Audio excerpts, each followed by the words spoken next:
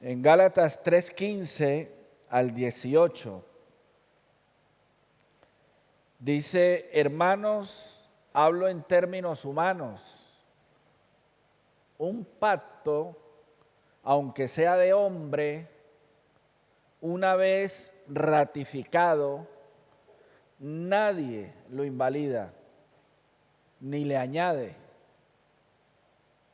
Ahora bien, a Abraham fueron hechas las promesas y a su simiente. No dice y a las simientes, como si hablase de muchos, sino como de uno. Y a tu simiente, la cual es Cristo. Sigue diciendo: esto pues digo, el pacto previamente ratificado por Dios para con Cristo, la ley que vino 430 años después, no lo abroga para invalidar la promesa. Porque si la herencia es por la ley, ya no es por la promesa. Pero Dios la concedió a Abraham mediante la promesa.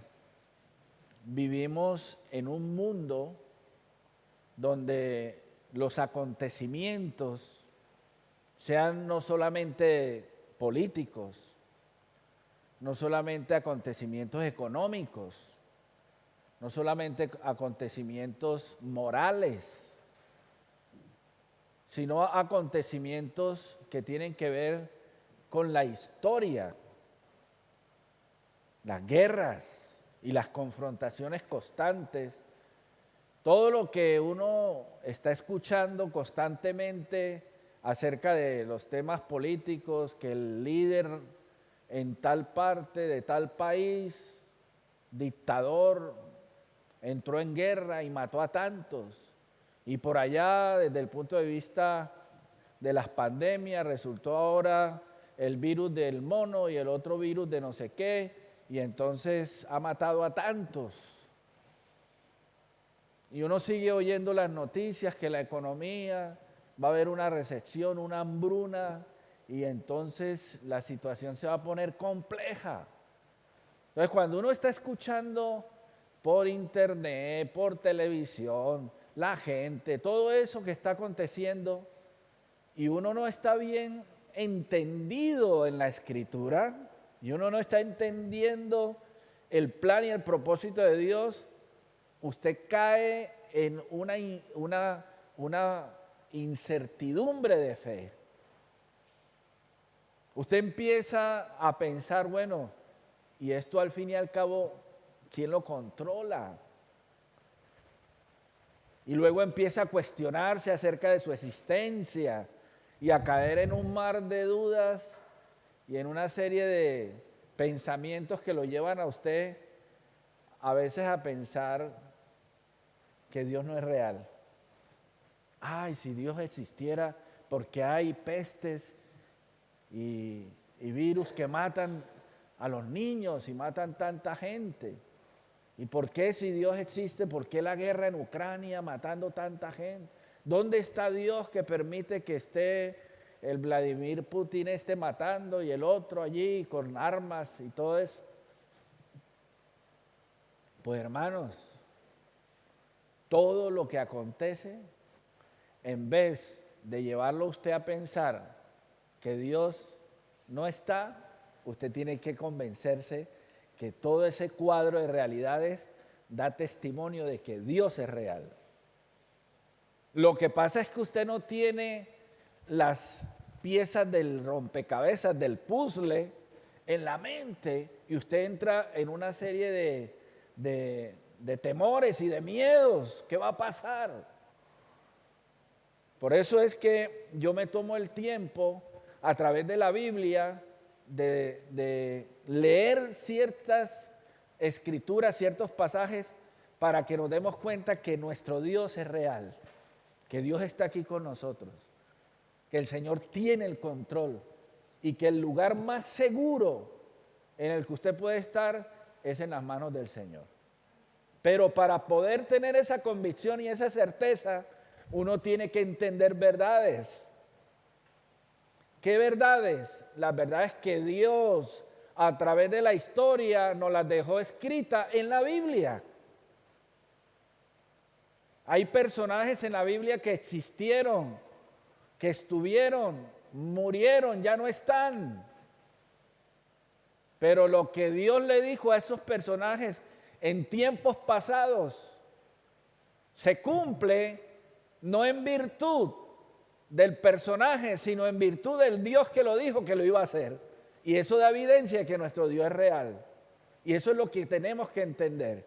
Entonces, por eso, en esta lectura que acabamos de hacer, una lectura que no se entiende fácil, es un pasaje que no van a, como he dicho en otras ocasiones, a usar los predicadores mediáticos o los que suelen usar las emociones para mantener a la gente motivada, pero no transformada. No lo van a usar estos textos. Pero a mí me gusta entrar donde nadie entra, para no llover sobre mojado. 7 palabras que ya hemos visto el domingo pasado. La primera es ¿cuál? Abraham. Pastor, que yo quiero entender el propósito de Dios. Si usted habla del propósito de Dios y no habla de Abraham, usted no ha entendido ningún propósito. Aquí lo primero que hay que darnos cuenta a la luz de la Escritura, que el propósito de Dios se inicia ¿con quién? Con el patriarca Abraham. Y eso es interesante, porque ya, como lo he mencionado en otras ocasiones, es Abraham, como dice Génesis 12, 1 al 3, que el Señor le dijo, serán benditas en ti todas las familias de la tierra. Míreme acá un momento. Hace alrededor casi de 4.000 años, por dar una cifra así a grandes rasgos, por allá en una tierra que usted ni yo ni sabemos que existe en el sentido de haberla evidenciado, visto, que solamente lo registra la historia, Dios le dijo a un anciano que no había podido ese anciano engendrar porque su mujer era estéril. Por allá, en una noche estrellada, vaya a saber cómo, cuándo y a qué horas, Dios se le aparece, dice la Biblia que se le aparece a un viejito y le dice, en ti serán benditas todas las naciones de la tierra. Eso le volteó la cabeza al viejito. ¿Cómo así?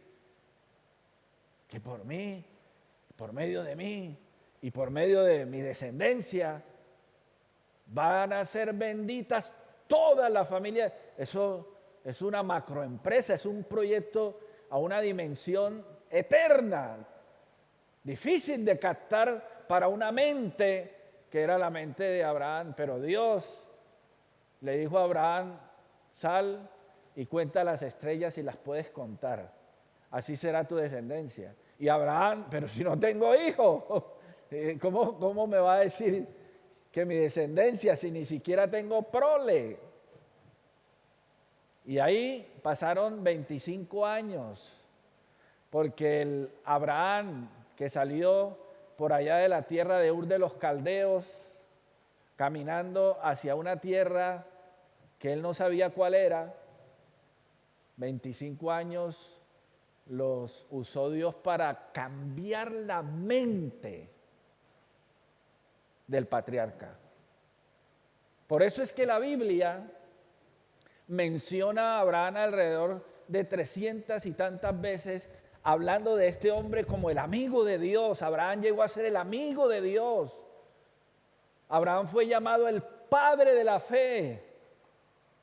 Y como lo he dicho en otras ocasiones, 3 de las 5 religiones más poderosas que hay en el mundo, las 3 más poderosas se deben al patriarca Abraham. ¿De dónde surgió el judaísmo? Del padre Abraham. ¿De dónde salió el cristianismo? Del padre Abraham. ¿Y de dónde salió el islamismo? Del padre Abraham. Las 3 religiones más poderosas del mundo surgen de este hombre al que Dios le habló en un lugar puntual y en una noche puntual, que ninguno de nosotros estábamos por ahí para evidenciarlo, pero que esa cantidad de miles de personas que hoy existen, que Dios usó al patriarca Abraham para bendecir a todas estas naciones, da testimonio de que nuestro Dios es real. Entonces la primera palabra, como estoy haciendo ver en las 7 palabras, es Abraham. Hoy vamos a entrar a la segunda palabra. Para entender el propósito de Dios hay 7 palabras: Abraham, promesa, herencia, pacto, ley. Todas estas 7 palabras nos las tenemos que aprender, y de estas 7 palabras voy a estar hablando durante estos días. Entonces, Abraham, como ya sabemos, es el punto de partida. Entonces, Dios a este Abraham le hace una ¿qué? ¿Le hace qué? Una promesa. En Gálatas 3, del 15 al 18, donde leemos, el apóstol Pablo habla de promesas en plural y habla de la promesa en singular y le pone el artículo que determina al sustantivo, la promesa. Así que quiero que entiendan que hay promesas y hay la promesa. Esto es muy, pero muy importante para entender la historia de la humanidad, para entender qué es y por qué están pasando las cosas que están sucediendo. Aquí hay mucha historia en esto y hay que saberlo. Primero, veamos las promesas que Dios le hace al patriarca Abraham. Las promesas. Le hace 7 promesas. En Génesis 12, 2 y 3 dice la primera promesa: haré de ti una nación grande. El viejito no podía engendrar porque su esposa era estéril y él ya pasado de años, y Dios le dice: haré de ti una nación grande. Aleluya. Ese es el Dios nuestro, que hace cosas grandes no porque nosotros tengamos la capacidad para ello, sino porque Dios es grande. Amén. Por eso Dios le dijo a Moisés que iba a ir ante Faraón para liberar al pueblo de la esclavitud egipcia. Y Moisés estaba pensando que él, como persona, como individuo, no tenía el arsenal, la fuerza, la capacidad de ir a enfrentar al Faraón. Y Dios le dijo: no, es que no vas a ir porque tú pienses que vas a ir porque yo voy a estar contigo. Hermano, nosotros hasta el día de hoy tenemos que entender este principio. Nosotros estamos donde estamos no porque seamos más capaces que los demás, ni porque seamos más santos que los demás. Nosotros estamos aquí porque Dios está con nosotros cual poderoso gigante. ¿Quiere darle usted un aplauso fuerte al Dios que está con nosotros? Aleluya. Haré de ti una nación grande. La segunda promesa: te bendeciré. Esta palabra de bendeciré, de tanto que se usa, la gente no la entiende. La gente piensa que la bendición es como algo así como cuando uno le cae agua en medio de un calor sofocante, entonces una bendición. O como cuando uno no tiene dinero y de pronto le llegó unos buenos euros y uno dice: qué bendición. No, la palabra bendición viene de bendecir, de bien decir, de hablar bien. Entonces, cuando Dios le estaba diciendo al patriarca: te bendeciré, hablaré bien de ti, te auguraré cosas buenas, siempre haré a tu favor cosas buenas, voy a hablarlas para para bien tuyo. Eso es bien decir. Como la palabra maldecir es hablar mal, que te vaya mal, que haya un hueco y te trague, que te dé un cáncer, que fracases, que seas estéril, improductivo. Eso es hablar mal, eso es maldecir. Ahora, que yo maldiga a alguien no es lo mismo que Dios maldiga a alguien, porque hay poder en la palabra que Dios expresa desde los cielos hacia alguien. Cuando Dios bien dice o bendice, eso póngale la firma que se va a llevar a cabo para tu propio bien. Te bendeciré, engrandeceré tu nombre. Yo enseñé sobre esto. No era ser famoso Abraham.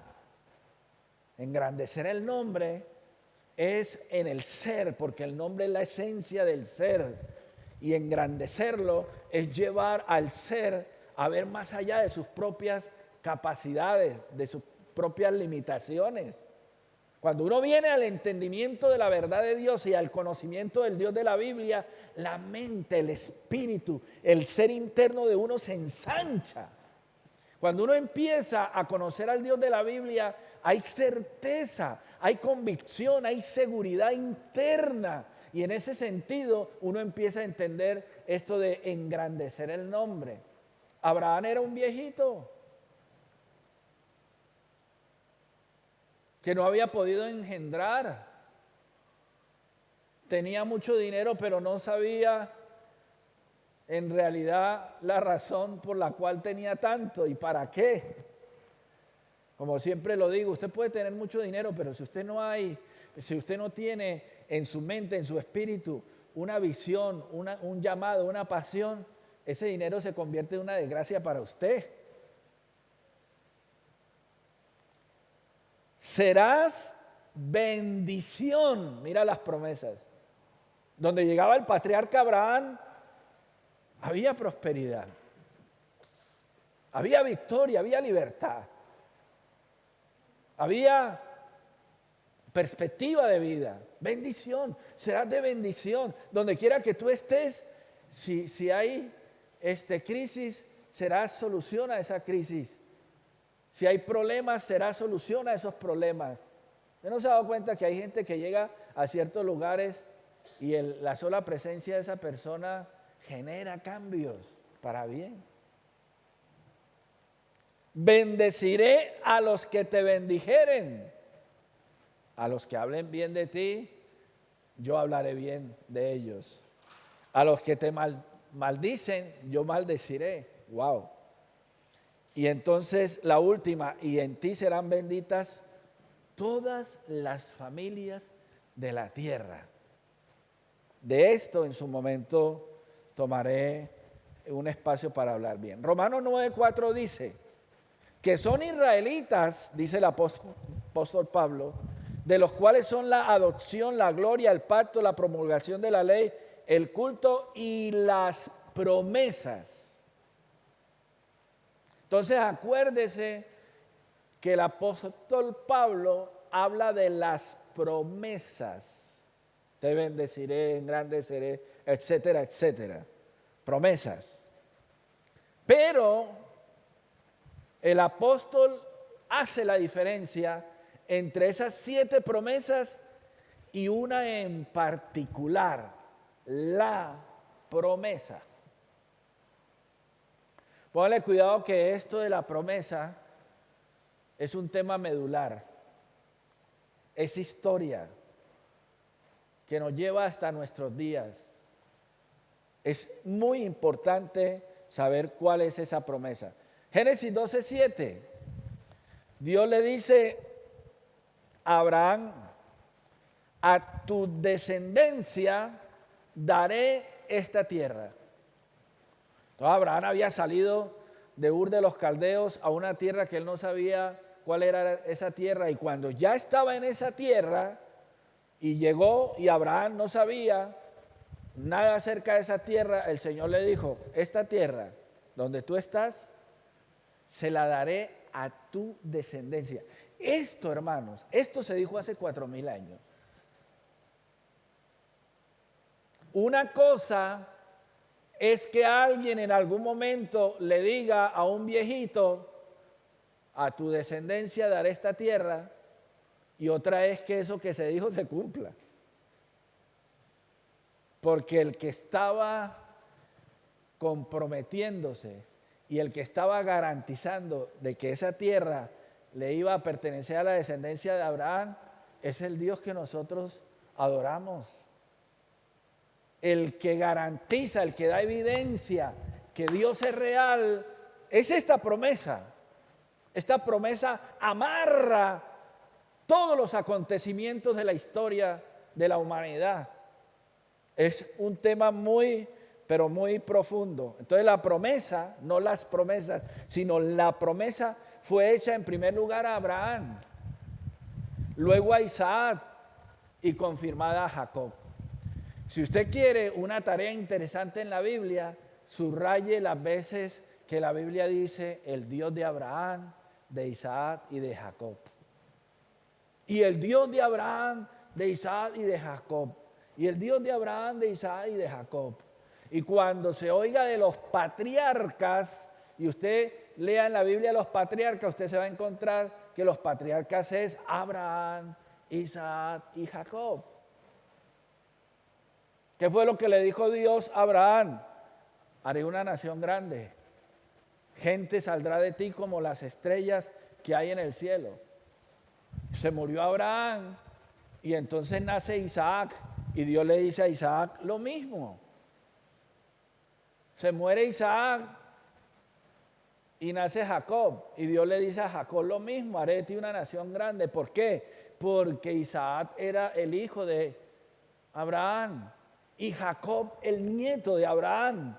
Así que esa promesa y esas promesas que Dios había hecho iba a caminar por toda la descendencia que venía de parte del padre Abraham. Todos los que nacieran hijos, nietos, bisnietos, tataranietos, hasta el día de hoy camina esa promesa y esas promesas. Veamos en Génesis 28:13, en cuanto a Isaac, Dios le dice, habita como forastero en esta tierra y estaré contigo y te bendeciré, porque a ti y a tu descendencia daré todas estas tierras y confirmaré el juramento que hice a Abraham tu padre. Por eso es muy importante entender que el Dios de la Biblia es un Dios que lo que dice, lo cumple. El Dios de la Biblia se compromete a hacer algo y lo cumple. Por eso es que nosotros tenemos que venir a la Escritura y entender qué cosas Dios ha dicho o se ha comprometido a hacer y asirnos de ellas. Hay promesas, hay palabra profética, hay verdades eternas que nos tenemos que asir de ellas, agarrar de ellas, entenderlas, incorporarlas al ser pensante y empezar a declararlas porque las entendemos y conforme a esa dinámica, el Dios que lo ha dicho lo hará. Por eso es muy importante cuando usted está orando, que usted ore conforme a lo que Dios ha dicho que va a hacer. Por eso yo estoy en contra de esas oraciones que nos enseña a veces la religión improductiva.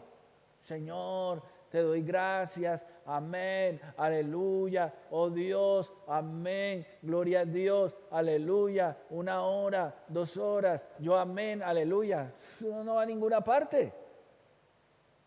Padre, te alabo, te glorifico, te doy gloria, honra, alabanza, 1 hora. ¿Y qué? Eso no va a ninguna parte. Hable con Dios lo que Dios ha dicho en su palabra que va a hacer. Señor, tu palabra dice esto y esto y esto y lo otro. ¿por qué esto y por qué esto y por qué lo otro? Entonces, vaya a la Escritura y como entendido de la palabra, agarre una verdad bíblica y asegúrese de que se cumpla. Mi Dios pues suplirá todo lo que os falte conforme a sus riquezas en gloria en Cristo Jesús. Crea eso. Confiéselo, declárelo. Y Dios va a responder a esa palabra. Entonces, cuando la Escritura, que es la palabra de Dios, a manera de notario, registrada para que usted se haga a ella y usted la suelte en oración, eso tiene poder. Eso tiene autoridad. Por eso cuando Satanás quiere hacer caer a Jesús en la tentación, Jesús le suelta la palabra de lo que Dios ha dicho. Jesús no se pone a alegar tonterías con el diablo. Diablo mentiroso, te reprendo, te echo fuera, guau, guau, guau, guau. No. Palabra, la palabra de Dios dice, no solo de pan vivirá el hombre. Y así la palabra. Entonces es lo que Dios le está enseñando a Isaac, que le dijo a Abraham que iba a hacer. Luego a Jacob, porque Jacob es el hijo de Isaac. He aquí, Jehová estaba en lo alto de ella, porque Jacob había tenido un sueño, una visión en la que vio una escalera, y en esa escalera ángeles descendían y subían. Entonces dice, y en lo alto de esa escalera, dice que oyó una voz que dice, yo soy Jehová, el Dios de Abraham tu padre y el Dios de Isaac. La tierra en que estás acostado te la daré a ti y a tu descendencia. Hermanos, si hay un tema importante para que usted se tome el tiempo realmente de estudiar, de leer, de investigar, para que se dé cuenta cómo Dios se mete en la realidad de la historia de la humanidad, es esto de la tierra en la que estás acostado, te la daré a ti y a tu descendencia. Esto es muy importante. Vamos ahí. Entonces, a eso se le llama la tierra ¿qué? Prometida. Usted habrá oído de la tierra prometida, llamada la tierra de Canaán. Y la tierra prometida, Dios se comprometió, Dios hizo una promesa. ¿Cuál era la promesa? ¿Cuál era la promesa? ¿Cuál era la promesa? La tierra prometida. Hermanos, si yo tengo hijos y nietos, bisnietos, tataranietos, y ya son 100, y ya son 200, y ya son 1.000.000, ¿dónde los voy a poner? Entonces se necesita una ¿qué? Una tierra para establecerse. En Génesis 15, 18, dice, en aquel día hizo Jehová un pacto con Abraham, diciendo, a tu descendencia daré esta tierra. ¿Cuál? La tierra que va desde el río de Egipto hasta el río grande, el río Éufrates. Ya Dios le da las coordenadas a Abraham. ¿Y dónde va? ¿De dónde a dónde? Desde el río que hay en Egipto, río grande, hasta el río Éufrates. ¡Wow! ¿Qué es ese espacio que Dios le está dando a Abraham? Es un terreno que en la actualidad abarca parte de Egipto, parte de Palestina y parte de Irak. Se le comprometió Dios a darle una tierra que se conoce como la tierra de la fértil luna o la media fértil productiva. Ahí hay tierra, hermano, que produce las frutas y las verduras más grandes. Ahí podemos hablar de tanta riqueza hídrica, de tanta riqueza natural, de todo hay en esa tierra. Tanto que parte de esa tierra era el huerto del Edén. Bien, vamos a seguir. Entonces en Génesis 17, 18 dice el Señor a Abraham: y te daré a ti y a tu descendencia después de ti la tierra en que moras, toda la tierra de Canaán en heredad perpetua, y seré el Dios de ellos. Por eso es que es importante darse uno cuenta que esta promesa da testimonio de que Dios es real. Porque vamos a ver, alguien en cualquier parte del mundo sale diciendo: no, es que a mí me salió Dios y me dijo que me iba a dar toda esta tierra. Vale, sí, muy bien. Pero pasan los años y usted no tiene nada.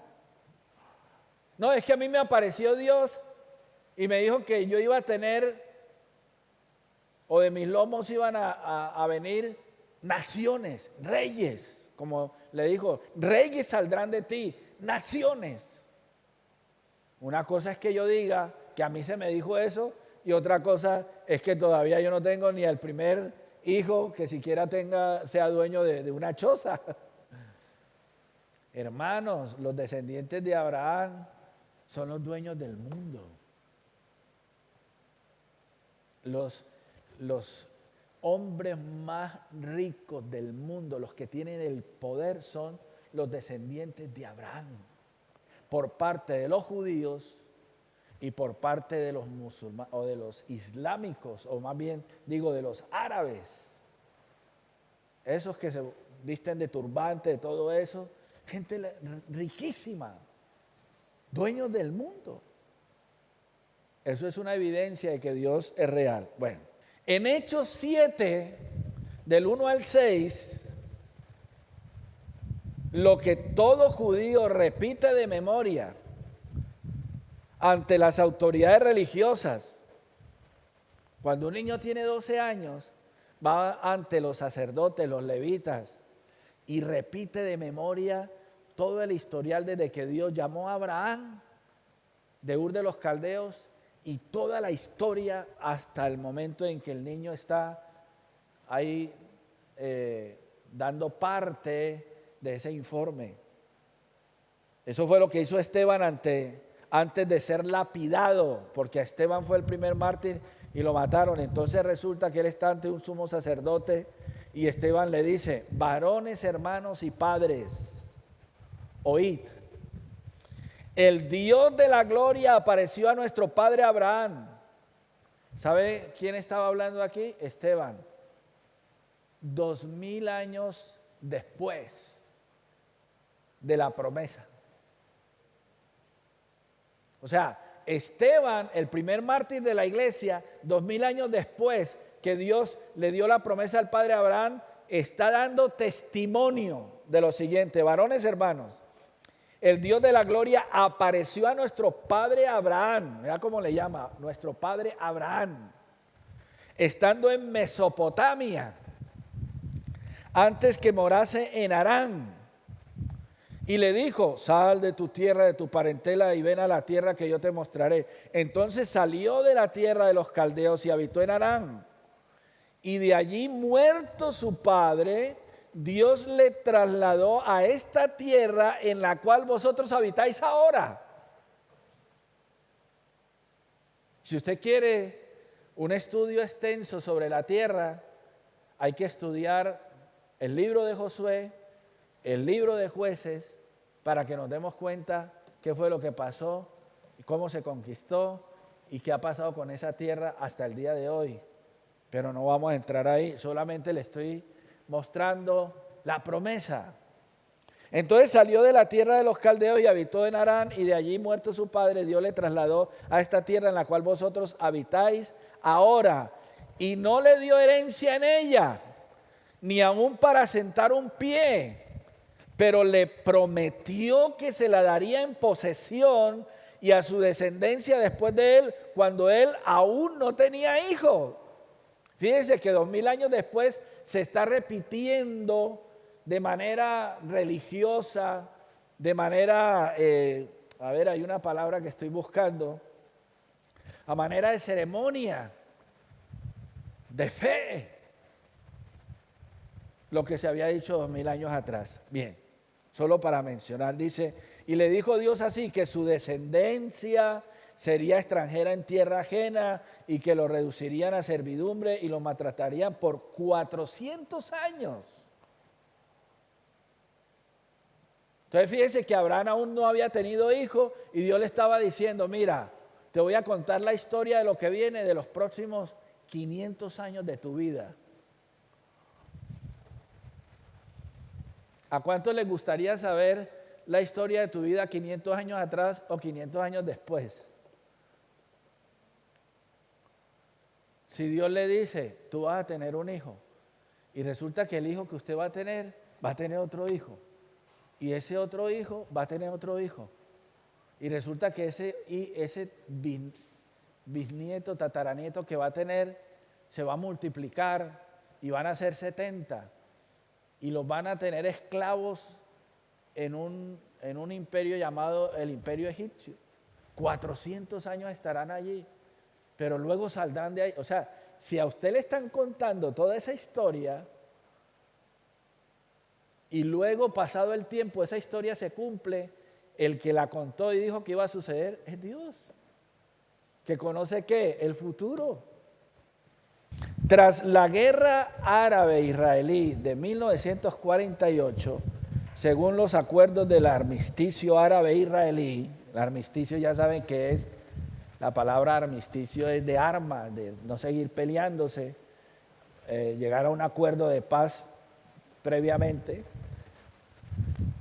Se fijaron la denominada línea verde, limita con el Líbano en el norte, los altos del Golán. Los altos del Golán es el sitio más apetecido de toda esta gente y se lo están peleando a muerte los judíos. Los altos del Golán y Siria en el noroeste, Cisjordania y Jordania en el este, la franja de Gaza, que es hacia Egipto, y Egipto en el suroeste. Esa línea que ustedes ven abajo, recta, esa es la franja de Gaza. Hermanos, esa tierra durante siglos ha derramado la sangre que usted no se imagina y los muertos que usted no se imagina. Algún día profundizaré sobre eso porque esto lo menciona el libro de Apocalipsis y ya pertenece al terreno de la profecía que no voy a entrar ahora. Tras las elecciones generales israelíes en 2019 y la constitución del nuevo gobierno de Benjamín Netanyahu, tras un acuerdo con Benny Gantz, ambos reafirmaron su intención de extender la soberanía israelí no solo a los asentamientos israelíes de Cisjordania, denominados colectivamente por Israel como Judea y Samaria, sino también el valle del río del Jordán, lo que representaría la anexión a Israel del 30% del territorio palestino de Cisjordania. Estoy leyendo esto porque esto es prácticamente actual, pero lea el Nuevo Testamento y los Evangelios para que se dé cuenta que hace 2000 años se hablaba de estos lugares que está haciendo mención. O sea, si el Dios de la Biblia no fuera real y no hubiese esta historia, nada de esto se hubiera cumplido. Pero esto es pura historia que hay que profundizar. Solo porque Dios le dijo a un hombre en un lugar llamado Abraham, a ti te daré esta tierra. ¿Eso fue una qué? ¿Eso fue una qué? Pero ahora viene la tercera palabra, mucho más importante. ¿Cuál es? La herencia. Venga el próximo domingo. Abraham, promesa, herencia.